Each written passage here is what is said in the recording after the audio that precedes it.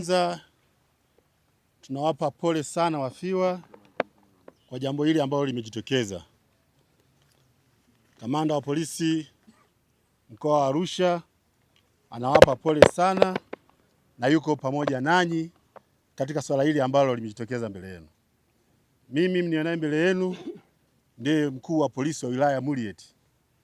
Nimekuja hapa sina muda mrefu, lakini nipo tayari kushirikiana na nyinyi katika masuala yote, hata masuala ya kijamii kama haya. Nipo tayari kushirikiana na nyinyi kwa sababu mimi pia ni sehemu ya jamii. Mimi kwenu nyinyi, kuna wengine wananiita kaka, kuna wengine wananiita mjomba, kuna wengine wananiita baba, na hata kuna wengine wananiita babu, kwa sababu pia ni sehemu ya jamii. Kwa hiyo kwa swala hili ambalo limejitokeza kwetu hapa, hili la kwetu sote. Mimi pia ni Muislamu na aliyefariki hapa ni Muislamu, kidini pia ni ndugu yangu, na ni jukumu langu mimi kwa maelekezo ya Mwenyezi Mungu kumzika. Yaani yeyote anayefariki wa dini yako, maelekezo ni kumzika, na wote waliofanya kumzika na watu wote katika ile eneo ambalo yule marehemu ametokea huwa wanapata thawabu. Lakini pindi mnapoacha kumzika marehemu ambaye pia ni ndugu yenu, basi mjue mbele ya Mwenyezi Mungu wote katika eneo hilo mnapata dhambi. Kwa hiyo ndio maana nami nimeona nishiriki, kwa sababu pia hata kidini inaniamrisha kufanya hivyo. Kubwa ambalo nalowaomba, kama ambavyo shehe alivyosema, haya mambo huwa yanatokea, hawatumi watu, yanajitokeza.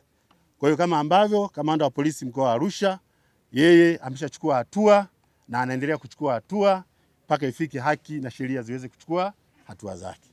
Kwa hiyo kama sisi tuendelee kushirikiana, na naomba hasa wananchi wa Murieti na Arusha kwa nzima tushirikiane, kwa sababu wote swala letu moja ni katika swala la ulinzi na usalama, ulinzi wa watu na mali zao. Kwa hiyo ningeomba tuwe marafiki ili tuweze kufikiana na kuambiana. Tukiwa pamoja tunapunguza matatizo mengine. Kwa hiyo nawasihi wote kwa pamoja, ukiwa na jambo lolote ambalo unahitaji msaada wa polisi, usisite kuja kutuambia.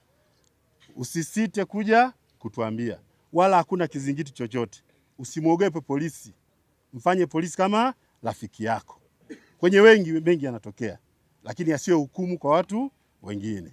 Tuko pamoja Waislamu wenzangu na wananchi kwa ujumla. Kwa hiyo mimi nilikuwa ni hayo, lakini pia kama dini inavyotuelekeza tuendelee kumuombea marehemu, kwa sababu hii ndio safari yake. Lakini pia kwa tukio hili kwetu sisi tunasema ndio mawaidha kwetu, kwamba hatuishi duniani hapa milele. Kuna siku, saa na dakika utaondoka hapa duniani. Sasa kwa imani yako umejiandaa vipi kwenda kukutana na Mwenyezi Mungu Subhanahu wa Ta'ala? Kwa hiyo kwetu sisi haya yawe mawaidha.